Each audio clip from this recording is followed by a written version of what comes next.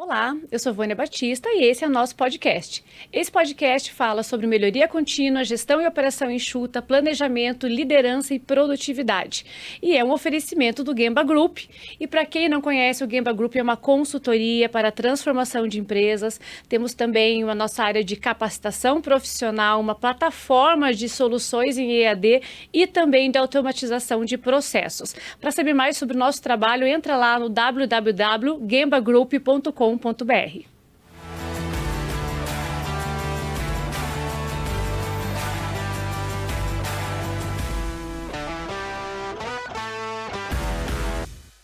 E o episódio de hoje traz aqui dois leões do mundo corporativo e de eficiência operacionais em grandes empresas, Valdir Viana. Conhecemos aí de longa data, mais de 15 anos, fizemos um trabalho muito bacana por muito tempo dentro da Blautin. Conta um pouquinho sobre você, sobre a tua história, sobre o que você está fazendo agora, Valdir. Bacana. Bom, Valdir Viana, sou gestor na área de operações, 25 anos de experiência em gestão em multinacional de grande porte, segmento de indústria, né? Comecei a minha carreira aqui em Curitiba, na Blount Industrial, e passei por várias áreas, né, antes de chegar ao cargo da presidência. Então, foi uma carreira bastante bacana, com experiência diversificada na área financeira, área de planejamento de produção, e daí evoluímos até chegar na área de marketing, TI, e fizemos também nesse período alguns projetos internacionais interessantes. Coordenei um projeto de abertura de uma fábrica na China, por exemplo, do zero. Uau. Morei nos Estados Unidos na época, coordenei uma equipe americana, foi bacana, foi ali um passo de teste ali antes de assumir. Aí assumi a presidência da empresa aqui no Brasil, da multinacional, da filial brasileira aqui em Curitiba, em 2005. Fiquei nesse cargo aí, acho que foi a parte realmente que eu aprendi e usei bastante o Lean. Acho que a gente fez uma transformação Lean lá, bem bacana, onde o Gemba foi parte dessa história ali de transformação. Sim. Bem bacana, né?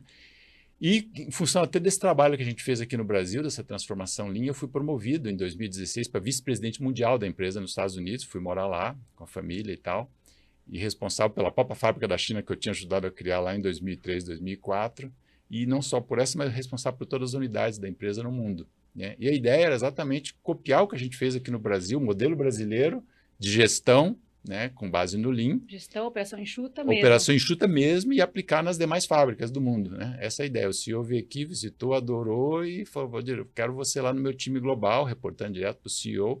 Foi uma experiência muito interessante, trabalhar no time executivo de uma multinacional. Você sabe que quando aconteceu essa visita, coincidentemente, nós estávamos lá num dia de trabalho. Olha que legal. Eu lembro que o Marcelo contou para nós depois, essa semana na Blaut aconteceu uma coisa curiosa, o presidente mundial veio aqui, está no Brasil, olhou, falou fantástico, fantástico, a gente quer isso em todas as plantas do mundo.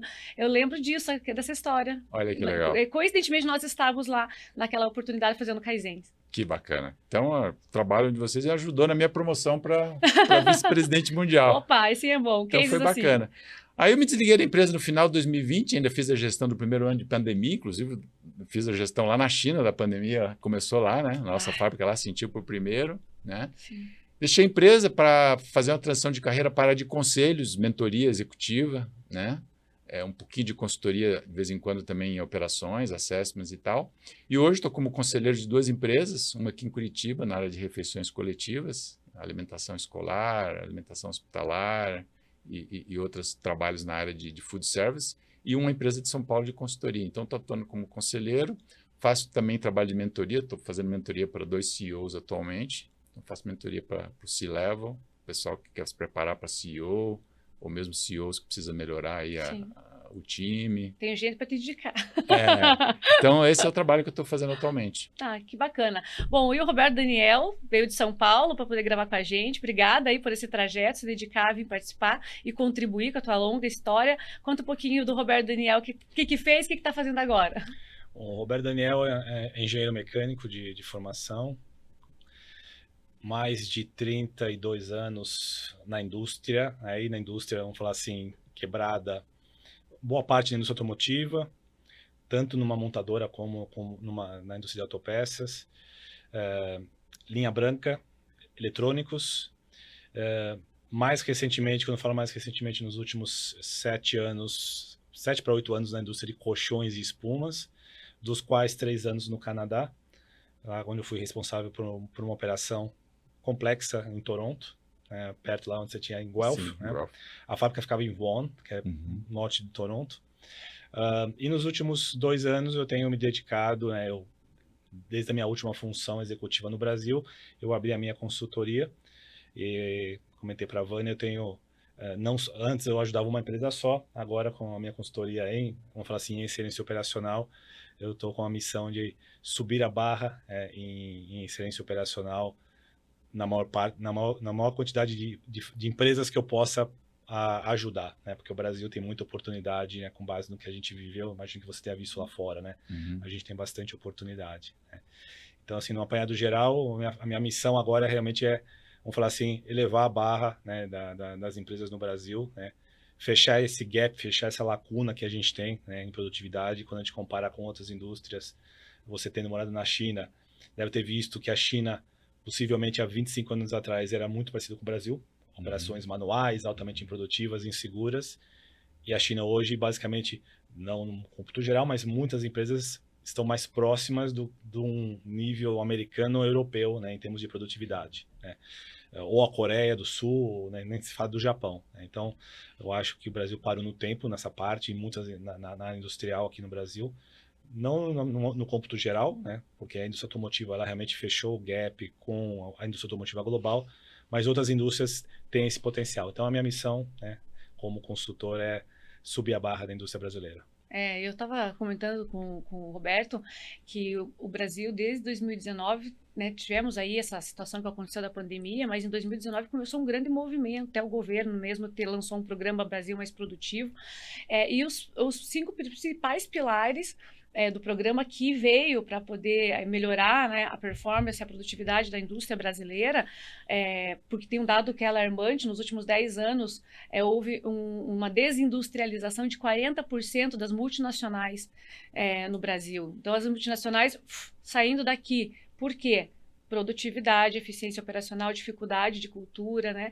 Então, isso é muito importante a gente falar sobre isso, porque quando a gente está falando, o Brasil teve em 10 anos 40% de desindustrialização de grandes empresas, é alarmante, porque uma multinacional vem e emprega o quê? 500 mil, 2 mil pessoas, né? Sem contar a questão do impacto econômico, não só social, que da empregabilidade, mas econômico que a gente acaba sofrendo, né, em termos de receita mesmo, né, circulando dentro de dentro de um processo de uma grande empresa saindo daqui, ou outras que poderiam vir e escolhem outro país, porque nós temos aí, infelizmente, muitas coisas maravilhosas. Nosso país tem muitas coisas maravilhosas. Você vê que você deu um exemplo aqui. Sim. A Blaut levou metodologia de melhoria contínua para... Desenvolvida aqui no Brasil. Desenvolvida aqui no Brasil para as plantas mundiais. No mundo inteiro. No mundo inteiro. Inclusive na matriz dos Estados Unidos. Então você vê o potencial que nós temos. Tem. Exportar é o modelo, né, de gestão bacana. Com certeza. O Daniel contando sobre, trabalhando nas fábricas de colchões, são fábricas ainda muito manuais. Veja a oportunidade que isso tem, né, de a gente atuar em melhoria contínua e eficiência operacional de todos os setores. A gente está falando, por exemplo, nós do Gemba, na área de não só de treinamentos, mas na área de consultoria, a gente atende têxtil, químico, manufatura, peça, alimentos, todos os setores. Sim. Atendemos instituições financeiras, né, cooperativas financeiras, e o impacto a cooperativa de agro. Então, o impacto é positivo em qualquer setor. Sem falar na questão agora, que, né, se você analisar o ambiente geopolítico global, onde nações desenvolvidas como os Estados Unidos e tal, tá indo para uma estratégia de manufatura mais no nearshore, né? Você tem um friendly shore, né? Sim. Então, Brasil, México, alguns países da América Latina deveriam estar bem posicionados para pegar essa migração de investimento que está saindo da Ásia e está se aproximando mais do mercado americano, falando aqui da nossa oportunidade aqui, muito mais. Mas hoje o México, por exemplo, está muito melhor posicionado do que o próprio Brasil, até por trabalho que já foi feito lá atrás com o NAFTA, uma série de outras coisas, maquiladoras ali na fronteira e tal. E a gente, nessa lista de prioridade, nós estamos lá talvez em terceiro, quarto. Você tem Costa Rica, por exemplo, posicionada, Panamá, alguns países né, da América Latina, e nós talvez estejamos ali no quarto, quinto preferência, né? Dependendo da indústria, obviamente, sim. Mas... Então, realmente, tem muita oportunidade, eu acho, nesse ambiente geopolítico, como está hoje, nessa política de nearshore, né, o friendly shore, o Brasil deveria estar posicionado para participar competir por esses investimentos, né? E sem falar, né, porque a gente tende a reclamar naturalmente, e isso eu aprendi inclusive com a minha avó italiana, né, que passou por crises lá antes da guerra na Itália, e a Itália, hoje não, mas o Brasil tem muita similaridade com a Itália lá de trás, corrupção, burocracia. A Itália hoje é altamente burocrática. Você não consegue mandar a gente embora da Itália. O que a Itália fez? A Itália ela se reinventou no sentido, tá, eu não posso ficar dependendo do governo, né? Então eu preciso melhorar, né? E os próprios empreendedores, as empresas, eu visitei muito a Itália no início da minha carreira e mais recentemente também, não vou depender ou reclamar porque o governo pôs taxa, e aqui a gente tem taxas e sobretaxas, e a nossa lei trabalhista é muito complexa. O que a gente pode fazer internamente, né, para eventualmente mitigar esses efeitos colaterais, né? Então, por isso que essa oportunidade, né, de otimizarmos custos e despesas, que é o que a gente pode controlar, né? O que a gente não controla? Nós podemos até aumentar preço, mas tende-se a perder clientes. Impostos a gente não controla, isso é imposto muitas vezes pelo governo, mas o que está dentro de casa a gente consegue controlar. Então, aumentar a eficiência operacional, mesmo em ambientes, vamos falar assim, não muito amigáveis, e o Brasil, nesse quesito, em termos de complexidade política, econômica, ele é benchmarking global, temos essas oportunidades para fazer esses trabalhos dentro de casa, né? Como você comentou, né, Vanessa, você foi numa empresa, né, de alimentos, né? Nas minhas andanças que eu estava comentando com você antes da gente entrar aqui, não só em colchões, espumas, mas mesmo num tier, a gente fala de tier 1, tier 2, ou tier 3, que você tem uma montadora e você tem os seus fornecedores. Você tem o sistemista que fornece, por exemplo, um painel de instrumentos inteiro, aí você tem aquele fornecedor que fornece aquele clipezinho que vai fixar um tubo, e você tem o fornecedor que fornece a matéria-prima. Então você tem a cadeia inteira que são fornecedores locais, né, que tem oportunidades também para você fazer a otimização, né, de custos, despesas, usando o Lean, né, usando a gestão visual, né. Então muitas vezes eu falo, reclamar, a gente pode reclamar, né, mas quem realmente não tomar ação e fazer um trabalho forte em excelência operacional, onde a gente realmente consegue controlar e ajudar ali no bottom line, né, na última linha, sem dúvida vai estar mitigando os riscos que são inerentes, né, e o Brasil, nesse quesito, a gente, comparado com, talvez, China, comparado com os Estados Unidos e Canadá, a gente está mal na fita, vamos falar assim, né, de todas essas nuances, né, instabilidade econômica, estabilidade jurídica, né, mas dentro de uma fábrica é onde você consegue controlar, né? Então, tá aí que eu acho que estão as maiores oportunidades para quem não tem Lean, né? Para quem não tem, eventualmente, ou quem não começou a fazer essa jornada. E não precisa de investimento massivo, né? Programa barato, né? Programa barato. Perto dos do ponto de vista de capital, CAPEX é um programa barato. Em dezembro de 2023, agora, né? A gente conseguiu fazer um levantamento e verificar, até internamente mesmo, para a gente saber para que lado, né, para onde que o Gemba Group na divisão consultoria está caminhando. E a gente foi compilar dados de certificações de alunos, quanto que esses alunos, o que eles certificaram, qual foi o impacto na empresa, né, quando eles certificaram seus projetos de Lean, Six Sigma, e fomos fazer os levantamentos das consultorias, que, né, a gente vem atendendo ao longo dos anos, e a gente chegou, assim, mas muito próximo de 1 bilhão de savings. Tipo, faltando 100 mil reais para completar 1 bilhão de savings. Então, a gente levantou, olha aqui, desses 15 anos, a gente já conseguiu devolver para o nosso cliente em ganhos 1 bilhão de savings. Isso nós somos uma empresa de consultoria, né? Nós falamos quantas empresas nós atendemos, né? Temos capacidade de atender. Então, eu fico imaginando assim, se houvesse realmente uma força-tarefa em busca da eficiência operacional, porque eu entendo, vou falar aqui, quero que se vocês puderem me acrescentar, eu falo, não, é isso mesmo, no meu ponto de vista, no nosso ponto de vista técnico, que a experiência que a gente tem nas consultorias de transformação que nós fazemos, tem os 5 pilares, que é a produtividade, a eficiência operacional, qualidade percebida pelo cliente, a redução de custos e a constante eliminação de desperdícios para, obviamente, culminar na lucratividade satisfatória. Vocês concordam que esses são os 5 principais pilares? Eu concordo. Eu acho que a transformação tem que levar em consideração esses pilares. Eu gosto de pensar na transformação Lean, para mim, pelo menos na minha cabeça, hoje eu tenho isso mais claro. Na época, quando você começa essa jornada, pelo menos quando eu comecei o semestre, você não tem essa visibilidade exatamente quais são todos os passinhos que você vai dar, né? Aquela história da visão da escada da melhor contínua, né? Você tem que ir no primeiro degrau para depois conseguir enxergar o segundo, querer enxergar o último degrau da escada, né? Estando no primeiro. Mas com a experiência que eu acumulei hoje, você precisa passar por uma fase de estabilização dos processos, porque hoje, quando você chega numa empresa para fazer um assessment, você olha ali que a gente tem problemas muito básicos, né? Muito básicos, né? Desde a organização e limpeza do espaço até uma estrutura organizacional, de repente, ali na operações mal definida, né? Que não suporta um programa de melhoria.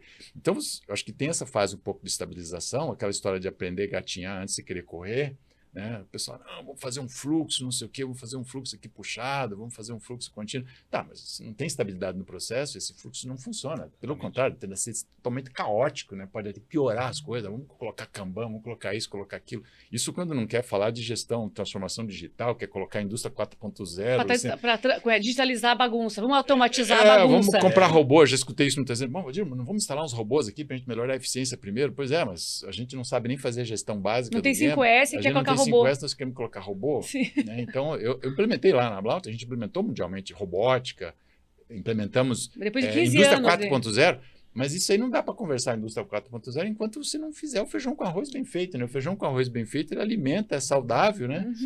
Então, se não fizer esse feijão com arroz, eu diria que não adianta querer dar um passo muito avançado e às vezes falar de inteligência artificial e usar isso na operação, se você não tem uma gestão muito básica. Né? Então, mas eu acho que tem potencial o Brasil, você mostrou os números. Eu passei por uma transformação aqui que se tornou modelo.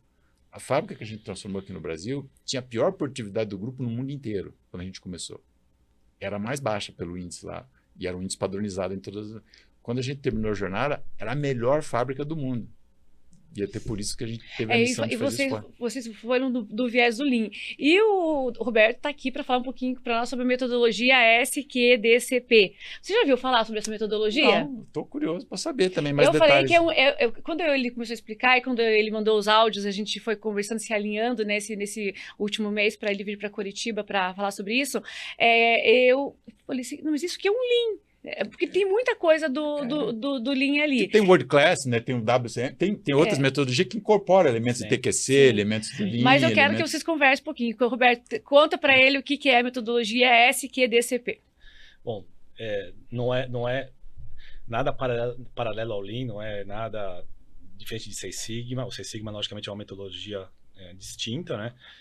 Mas falar assim, um desdobramento de gestão visual, de gestão à vista. Então, você tem como se fosse o QCDS lá da Toyota, né? Isso, exatamente. Você tem gestão à vista, então o SQDCP, e até provocando a Vânia, né, nos 5 elementos, eu inseriria o sexto, né, que é o elemento da segurança. Né?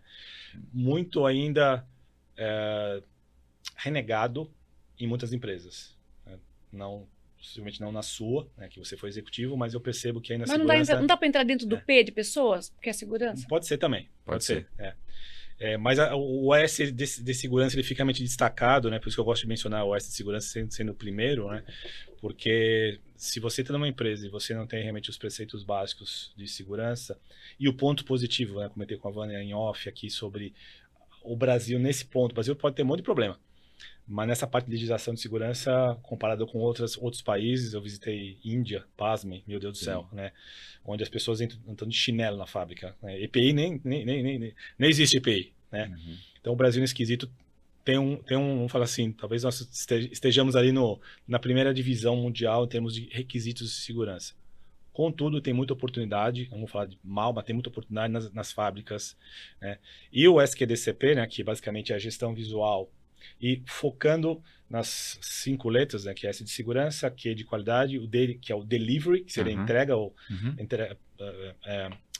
foco no cliente, né? Pode ser o D, não é só, por exemplo, a expedição que tem o D, todo mundo tem D. Sim. Então, por exemplo, se o almoxarifado não entregou aquela quantidade de peças para a área de montagem, ela teve um problema que gerou um efeito cascata, né? Todo mundo tem um cliente interno que tem que entregar. Exatamente. Né? O C, que é o custo, que aí entra a produtividade, obsolescência, controle de sucata, inventário,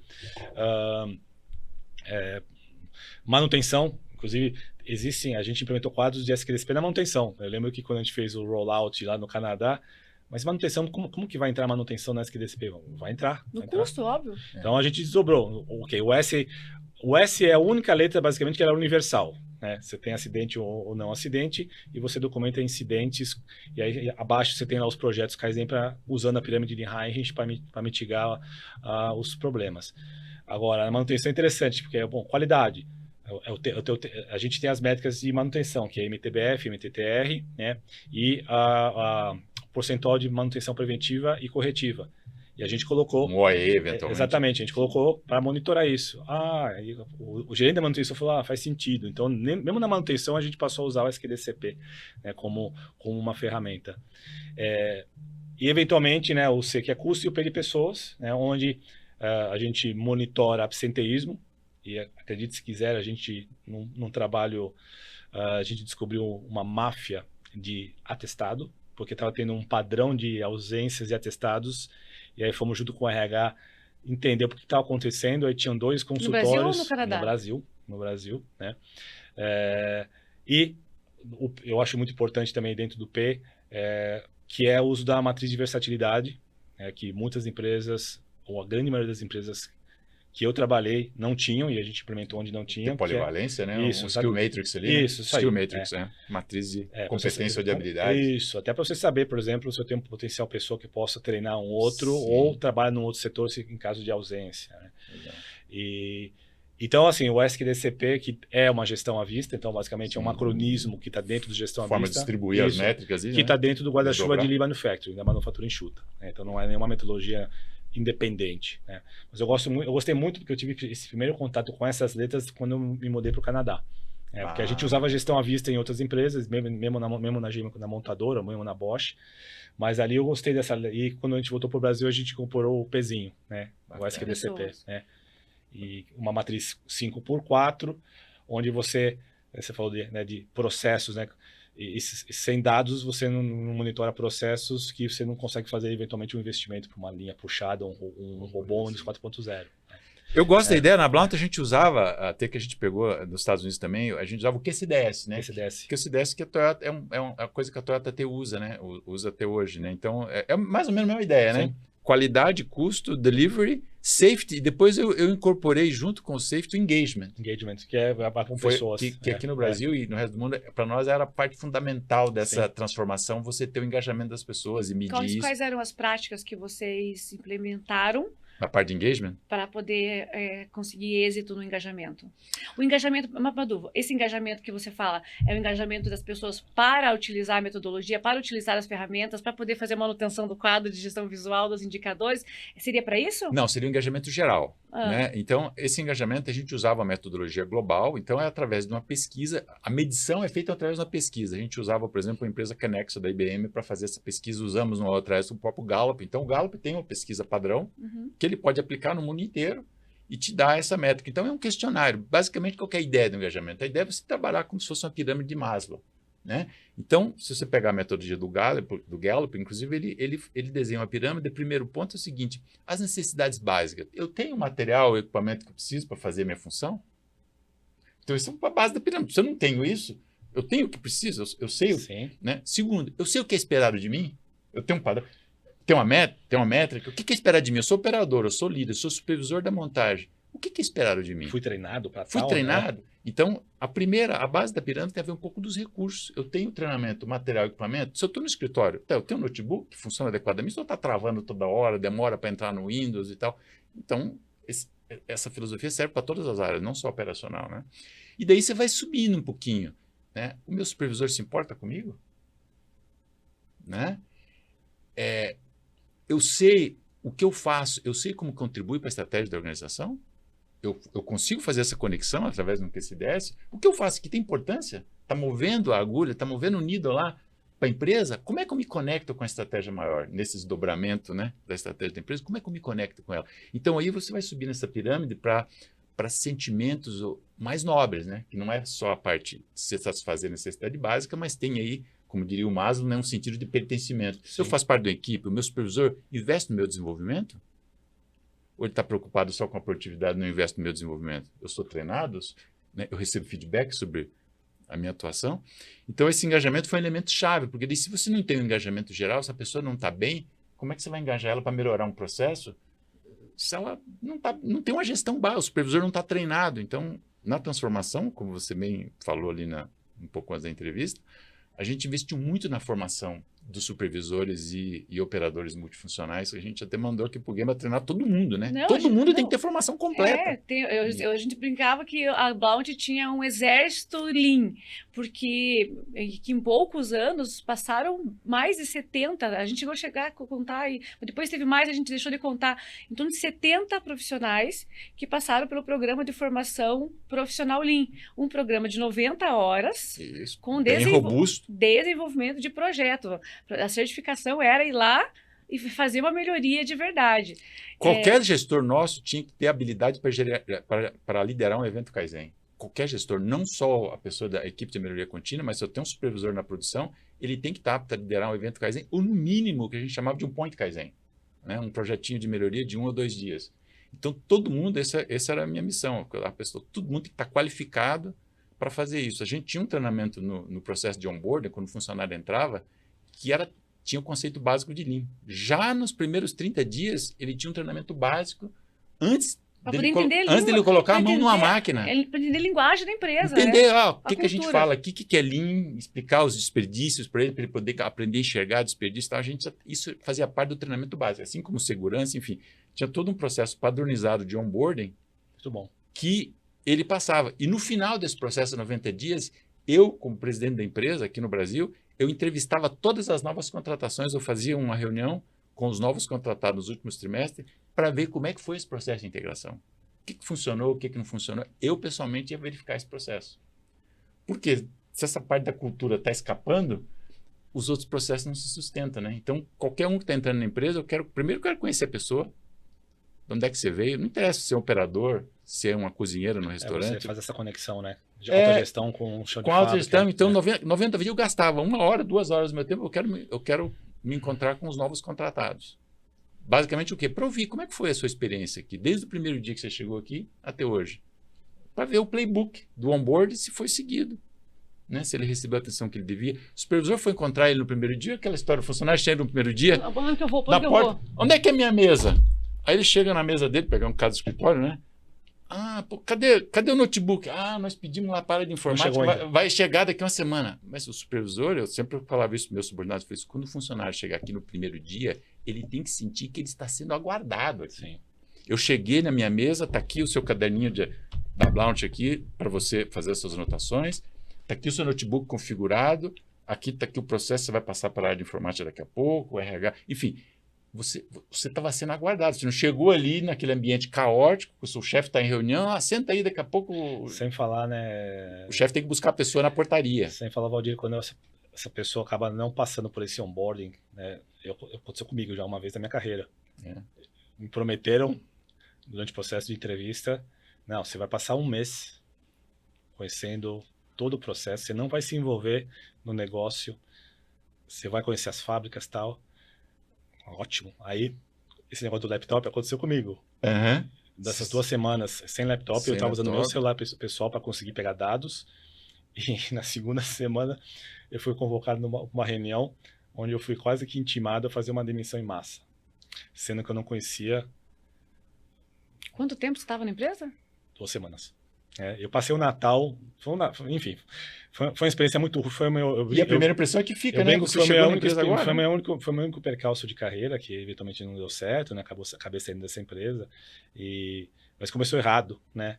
E aí, logicamente, acabei saindo, porque estava me fazendo mal, começou a me fazer mal para a saúde. Você sente desorganização, ninguém está preocupado comigo aqui, né? Eu saí plano nenhum, saí da empresa, mas eu estava me fazendo mal para a saúde. Eu fui fazer depois uma consulta com o clínico geral, nem sabia onde eu estava trabalhando. Ele falou, você tá estressado, né? Eu falei, sim, né? Passei 8 meses muito complicados, né? Então tem muito disso mesmo, que você pode perder já o engajamento já no primeiro dia. Você perde. Então, o onboarding, né, que você está comentando do onboarding, é um processo muito sensível, né, que não é só de recursos humanos. É um processo estratégico. É um processo da empresa, né? Da Tem empresa. várias das pessoas que têm que participar dele. Estratégico. É estratégico. Você está contratando uma pessoa, vai ser parte da sua equipe, você vai engajar ele na melhoria contínua. Seja um CEO, seja um supervisor ou encarregado. O CEO, o VP, todo mundo precisa. E você, como é que tem algum bom exemplo de práticas de engajamento, até mesmo ideias de onboarding? De engajamento, eu tenho, na verdade, é uma ideia maluca que eu criei. Posso dizer que, eu não gosto de falar eu, mas se pode, nesse quesito, foi uma invenção minha. Eu sempre vi, eventualmente, assim, a importância de você reconhecer pessoas ou equipes, né? E muitas vezes eu vi muita gente sendo preterida, né? E se desmotivando, ou até a empresa perdendo talento para a pessoa não ter esse feedback ou reconhecimento, né? Nem que seja um tapinha nas costas, né? Eu tenho uma história interessante uma vez, eu vou tentar contar em 30 segundos. Eu trabalhava na Bosch, na BSH. E eu mandei um e-mail era um encarregado de logística. O cara fez um senhor trabalho, ficou até as tantas para atender o cliente, e mandei um e-mail para ele. Olha, Francisco, o nome dele. Parabéns, Francisco, né? A empresa precisa de funcionários como você, e continue sempre assim. Aí, no dia seguinte, veio um funcionário meu que trabalhava do lado dele, Paulinho. Roberto, o que você fez com o Francisco? Eu falei, não fiz nada, eu só mandei um e-mail para ele elogiando. Ele leu o seu e-mail e começou a chorar. Eu falei, como assim? Ele falou que em 25 anos de empresa, nunca ninguém tinha dado um elogio sequer. E você foi o primeiro que deu esse simples elogio. Eu falei, sério? Aí aquilo me chamou a atenção. Eu falei, nossa, então tem uma carência e uma oportunidade. E aí a gente criou na verdade, uma vibe de reconhecimento. Inclusive, eu auto-intitulei Candy Box Award. É o prêmio da caixa de bombom. Então, eu comecei a comprar caixas de bombom da Garoto. Eu não tenho patrocínio nenhum com a Garoto, Nestlé ou Lacta, mas são caixas de bombom que custam hoje acho que R$10, né? E comecei a entregar de algum... Hoje em dia acho que não custa mais. Tá 11. Eu tenho assumido um pouquinho. 12, né? Mas eu comecei a ver que realmente fazendo esse tipo de reconhecimento, primeiro, gerava uma conexão entre gestor e chão de fábrica, e seja individual ou coletivamente, né? Então eu comecei a implementar, então foi nesse 2004 que a gente começou a fazer esse entrega do caixa de bombom. E criou uma vibe tão positiva, então, mas não era só... tinha algum retorno. Então, por Quem exemplo... tinha uma caixa de bombom em cima da mesa tinha recebido elogio. Quem passava a falar, eu não recebi. Mas no caso não foi só do elogio. Aí começou assim, começamos a criar ligação com métricas. Então, por exemplo, com a gestor de qualidade, então a linha que atingisse o índice de qualidade do cliente ganhava uma caixa de bombom. A gente distribuía, então uma linha de 80 pessoas, eu comprava lá 10 caixas de bombom e um bombomzinho para cada um. E comecei a gerar isso ao longo da minha carreira. Então, inclusive no Canadá, quando eu me mudei para o Canadá, a gente comprou lá uns bombonzinhos, então a gente entregava coletivamente, né, e individualmente. Isso gerou, eventualmente, logicamente a gente até criou um procedimento de caixa de bombom juntamente com recursos humanos, para não ficar uma coisa isolada, né, para outras pessoas passarem a fazer usufruto do bombom, né, porque senão não era só o Roberto dando bombom, né, não era só isolado de um gerente, era basicamente para outros gestores fazer. Então, os reconhecimentos passaram a fazer parte, né, do escopo das empresas que eu trabalhei, de tal maneira que a gente percebeu depois nos feedbacks, nas avaliações de desempenho, até nas reuniões individuais, que as pessoas estavam sendo apreciadas de um bom trabalho. Então, não é só o dinheiro, né? Não. O fato de você reconhecer e fazer uma entrega conjunta ou individual, sair na foto, né, faz uma diferença enorme para o funcionário, né? Então, isso eu percebi que o fato de você reconhecer, né, alguém ou um grupo aumenta o engajamento, e é um intangível que muitas empresas ainda não veem isso como uma oportunidade. Então, o prêmio da caixa de bombom criado lá quase 20 anos atrás, né? E quando eu no meu último trabalho de consultoria lá em Mandaguari, eu entreguei um prêmio para a equipe da manutenção, né, da empresa ProRelax, porque eles fizeram todo um trabalho de montagem de esteiras internamente. A gente podia ter comprado fora, e a empresa decidiu fazer internamente, e a equipe da manutenção fez um senhor trabalho. Eu chamei o pessoal lá, o pessoal estava assim, quero reconhecer vocês pelo ótimo trabalho, vocês entregaram no custo, na qualidade esperada e está funcionando direitinho, né?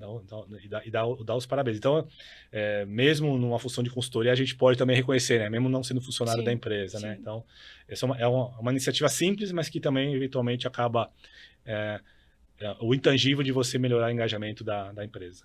E como ele falou, não é só o chefe direto, né, ali o gestor direto, né, tem que vir lá de cima esse cuidado também, esse olhar de preocupação. E a gente tem ouvido falar muito sobre a segurança emocional dos colaboradores, né? É um prato cheio para a gente discutir muitas situações. Tem se falado muito sobre segurança emocional a gente vê empresas focando, né, colocando isso na sua estratégia, né, ações cotidianas com esse cuidado do cuidado, né, da saúde emocional, né, dos colaboradores. Vocês têm visto boas práticas por aí?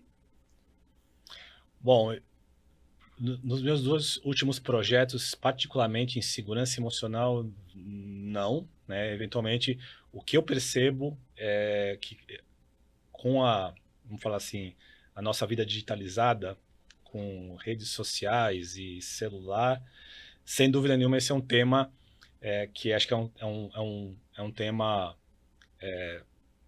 deveria ser prioritário das rodas de discussão. Né? Então, deixa eu fazer um parênteses aqui. Se alguém quem está, na verdade, ouvindo esse podcast, assistindo esse podcast, se souber conhecer alguma empresa que tem excelentes práticas cotidianas para cuidar da saúde emocional, da segurança emocional dos seus colaboradores, entre em contato com a gente e vem contar essa história. Maravilha. Tá aí o desafio, lançar o desafio. De novo, não tem muitos casos, não. Acho que pouquíssimas empresas, né, estão investindo nisso, né? Mas eu acho que é importante esse tema de engajamento, né? Eu vou contar talvez uma prática que a gente fazia lá de engajamento, complementando uma ideia parecida com a sua. Durante essa implementação do programa de melhoria contínua, né, que a gente chamava lá, o CI, Continuous Improvement, uma coisa que a gente fez para estimular as pessoas a dar ideia de melhoria. É um negócio difícil, né? E não adianta você fazer isso de uma forma assim desorganizada, né? Então a gente estruturou um programa de sugestão de melhoria, né? Mas não aquela famosa caixinha de sugestão, né? Que fica ali, ninguém dá feedback. Ou as sugestões são, às vezes, irrelevantes. Aquela tradicional, eu acho que não funciona. Então a gente tinha um processo mais ativo, né? A pessoa sugeria ali no quadro de gestão visual ou para o próprio supervisor. O supervisor analisava, filtrava aquela sugestão, registrava numa intranet aquilo lá, então tinha um processinho. Dava um feedback, isso aqui lá, né? A ideia vai ser implementada, não vai, como é que está no fluxo ali. E daí, dentre as ideias implementadas, e assim, a gente treinou o pessoal que não adianta querer dar ideia, tipo assim, vamos comprar um robô novo, né? Ideia que você mesmo ou a equipe da área consiga implementar. Uma coisa simples, né? Ideia simples. Envolvendo o QCDS, né? Qualidade, segurança, tal, custo. Muito bem. E a gente classificava, inclusive, as ideias em que categoria dessas ela estava. Que é uma ideia de segurança, uma ideia de delivery, de entrega, de custo e tal, ou de engajamento. Então, aí a gente formou um comitê, que tinha uma pessoa de RH, tinha uma pessoa da produção e tal, para eleger as melhores ideias do trimestre. Né? E a gente fazia uma cerimônia no restaurante, onde a gente tinha uma comunicação trimestral que eu pessoalmente dava para os funcionários para dar um update do que está acontecendo na empresa, as prioridades estratégicas, como é que está o Lean e tudo mais. Dentro dessa sessão de comunicação, a gente premiava as melhores, mas não um prêmio em dinheiro, falou para não gerar uma competição necessária. Mas a gente dava uma placa. Então tinha uma placa das 3 melhores ideias de algumas categorias, e mudou a estrutura do programa dependendo do que a gente queria incentivar em determinado momento. E eu, como presidente da empresa, chamava o funcionário lá na frente de todo mundo, reconhecimento público, né? Entregava a placa, tirava uma foto, dava os parabéns, aquela foto aparecia depois no jornalzinho interno e tal. E aquela placa dele, aquele reconhecimento, ficava na parede da fábrica para todo mundo ver durante o trimestre inteiro, até chegar ao próximo ciclo. A gente está falando de engajamento, essa é mais uma prática para engajamento. Assim como a gente colocava, por exemplo, o tal de funcionário, colocava ali o funcionário do mês, mas não elegido. Por exemplo, cada mês a gente contava a história de uma pessoa. Então, de onde é que veio a Vânia? Conta aí de onde é que você veio, o que você faz. Pegava uma entrevista, fazia um perfil dele e colocava junto, nesse mesmo quadro, que era um quadro de reconhecimento das ideias, tinha lá o funcionário do mês, mas não, o funcionário do mês era randômico, não era uma votação, nada. Todo mundo ia passar por aquele quadro um dia. Então, mas tinha a história da pessoa ali. Então, você vê, já é uma coisa simples, barata, você dá uma placa. E que gera não só engajamento, mas senso de pertencimento, né? Sim, você imagina, tá todos os funcionários ali, a gente fazia aquilo no turno do dia, juntava todo mundo, parava a empresa, porque a gente parava para fazer essa comunicação durante 30 minutos, eu fazia essa sessão trimestral, parava todo mundo, ligava tudo e todo mundo sentava no restaurante para ouvir essa palestra e no final chamava lá os premiados, entregava, tirava foto e tal. E depois fica num quadro, para quem não veio, para ficar ali, né, entre aspas, eternizado pelo menos durante 3 meses, Sim. publicamente ali no corredor. Então, assim, são ideias simples, né, de reconhecimento, Não né? existe, não exige investimento. Não gastou muito, você vê, não tinha um prêmio em dinheiro, uma placa, mas a pessoa é um reconhecimento, né? Aquela placa ela vai levar para casa, mostrar para a família, para os filhos, vai colocar na parede. Tem um valor intangível. Tem um valor intangível muito forte. Sim, né? É uma sim. placa bem feitinha, sabe, de madeira, com metal ali, com aço escovado, com o nome dele e tal. Cuidado, né? Um cuidadozinho. Para mim assim, engajamento e também senso de pertencimento, né? Estimular o senso de pertencimento. Não é à toa que a Blaut tem um histórico curioso de zero turnover. A gente ficou 1000 dias sem acidente de trabalho, por exemplo. Uau. 1000 dias numa operação metalúrgica extremamente perigosa. Extremamente perigosa. Sim. 1000 dias sem acidente de trabalho. O engajamento, quando a gente começou a transformação, não era ruim, era 65% nesse índice, que é um índice de engajamento que a pessoa realmente demonstra que ele está engajada pelas respostas que ele deu na pesquisa. Esse número levou a 78%. O padrão mundial para industrial, que a IBM divulgava, era 70%. 70% era a classe mundial. Acima, Nós chegamos a 78%. Uau.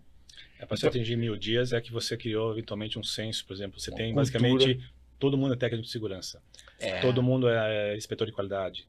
Todo mundo é analista de custos. Então, você tem esse tipo de situação, é o grau de maturidade que leva a esse resultado. É um grau de excelência, né? Mas a segurança é discutida na gestão visual, por exemplo. Todo dia a gente tinha o diálogo semanal de segurança. Então, tinha um papel lá.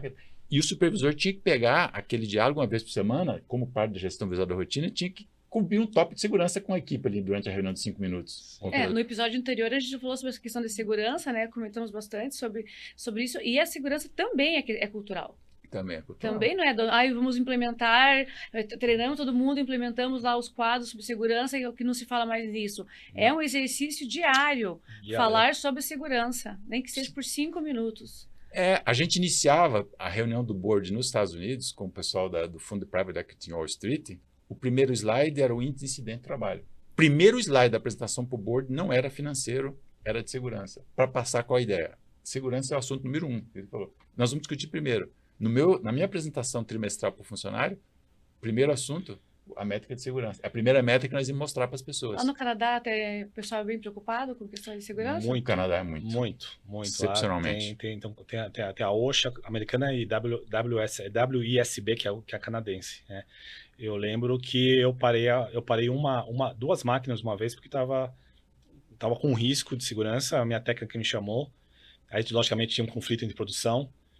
E, no fim, eu tive que decidir. Nós paramos a máquina, deu um quiprocó lá, mas tinha um risco iminente de condição insegura, né? Puncionar o dedo. Acho que nós paramos por 2 horas, colocamos lá um band-aid seguro até a gente erradicar o risco. Né?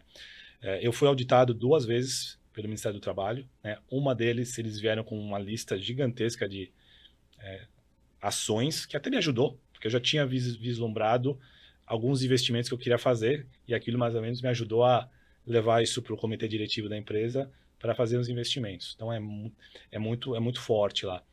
Eu vejo que no Brasil, né, o Ministério do Trabalho está começando a fazer visitas esporádicas também, não como o Canadá ainda, né, mas eu acho que isso vai ser uma tendência futura.